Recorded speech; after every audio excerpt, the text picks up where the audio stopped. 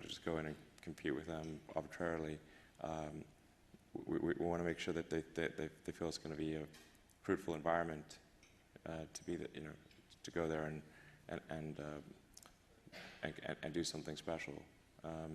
So our focus is going to be on transport, kind of fundamental utilities, survivability, and we'll do more if we need to do more. But we want to make sure that lots of people can go and do all sorts of things on Mars or the Moon, and not feel like SpaceX is going to do anything but try to help them. We don't want to interfere or compete. They got to feel like the opportunity is there. Yeah, well, there's a lot of technical problems to solve. So I guess we sort of started studying kind of engineering and physics and biosciences and that kind of thing. Which college or which university? No, it's not.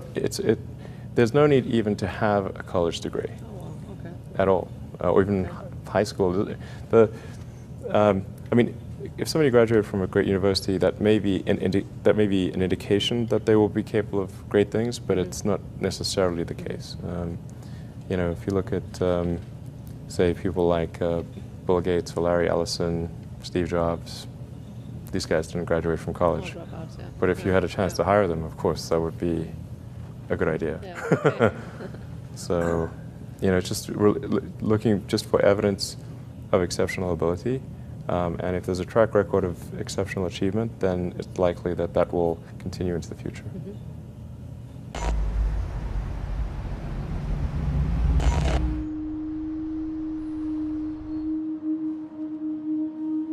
We are wondering what is happening to the world.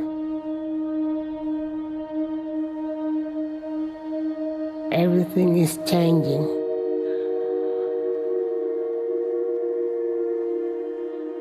The very idea of human being some sort of natural concept is really going to change. Our bodies will be so high-tech, we won't be able to really distinguish between what's natural and what's artificial. Inside our own heads is the most complex arrangement of matter in the known universe. You might ask yourself, can we get to be superhumans?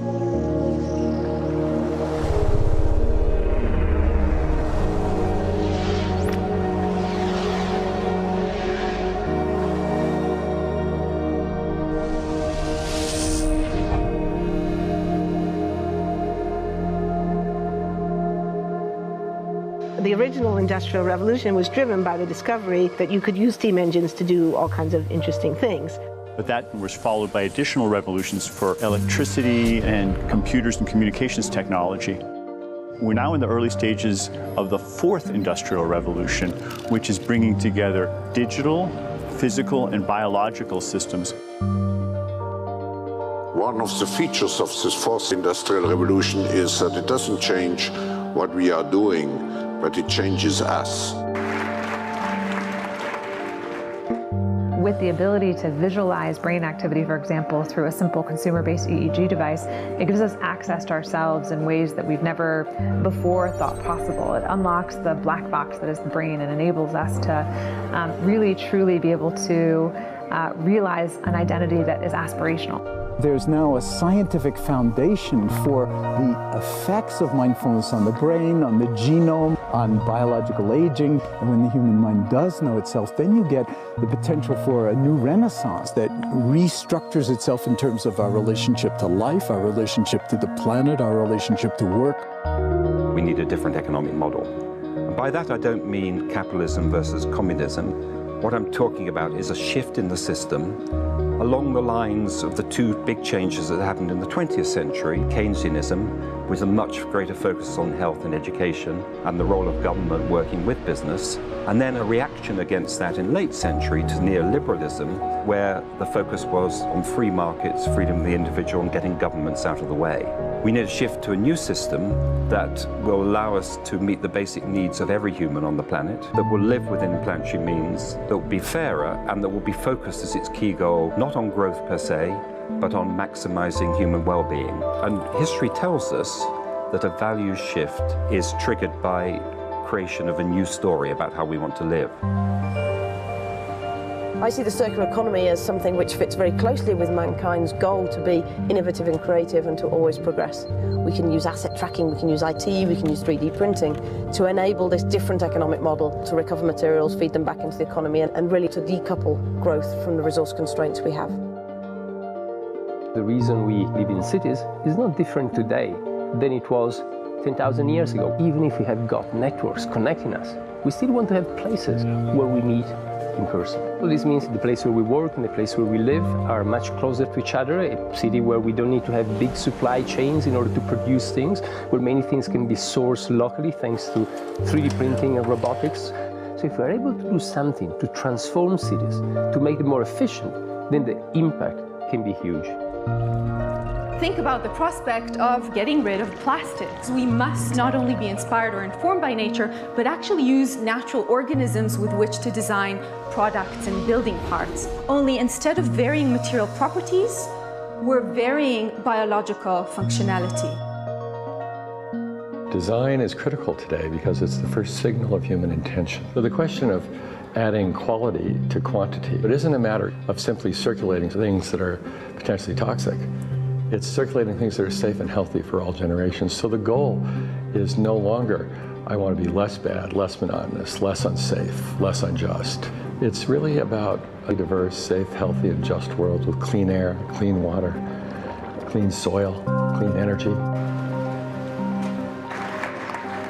Together we are fighting to preserve our fragile climate from irreversible damage and devastation of unthinkable proportions. If we think about the original Industrial Revolution, it was an energy revolution. I like to think of it as a kind of bookending of a period in human history during which we used fossil fuels, and it worked very well for us for a long time. But now we have to bring that to an end. We have energy technologies that can power our civilization: solar, wind, biomass. So then the question is, well, how do we get grid integration? Maybe the wind is blowing in Denmark, the sun is shining in Germany, and now you can move that electricity through an integrated grid. You can supply energy to everyone who needs it, and you can supply energy at all times.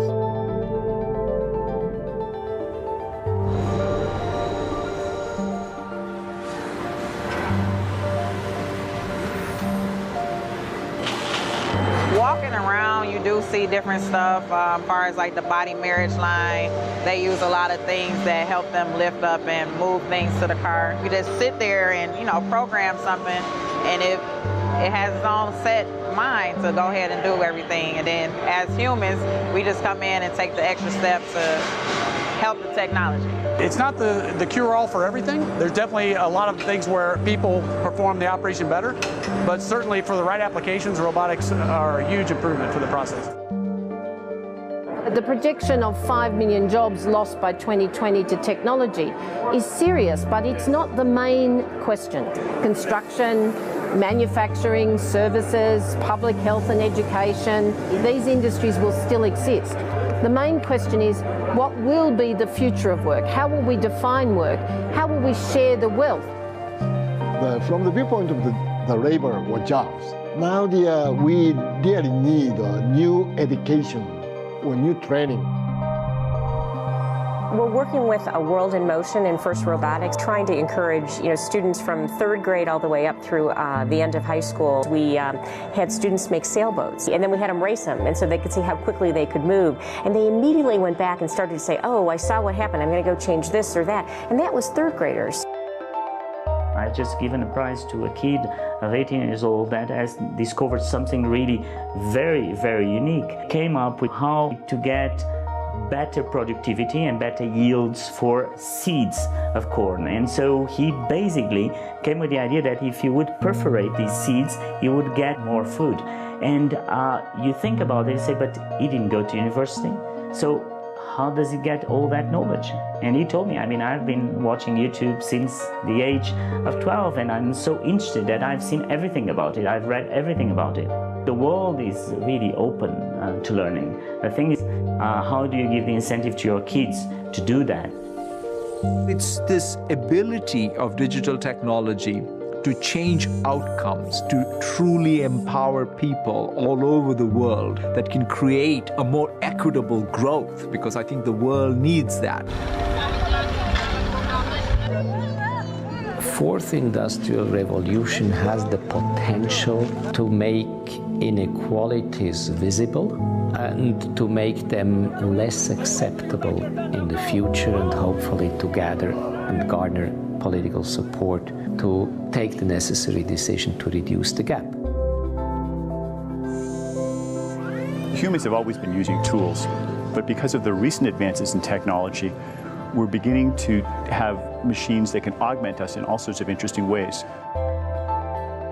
I was the first person in the world to be able to voluntarily move my legs while stepping in a robot by exciting the nervous system using electrical stimulators directly onto the spine.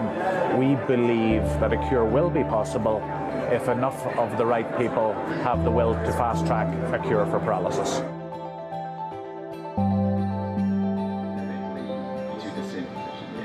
We take two things from the patient.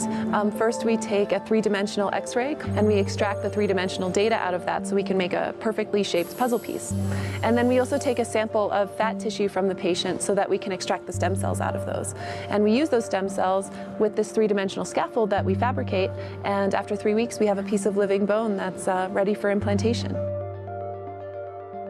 Being able to use genome editing to understand the genetic changes that lead to cancer, and technologies like drug delivery, getting molecules into particular types of cells. There's a lot of excitement about being able to move much more quickly on this disease.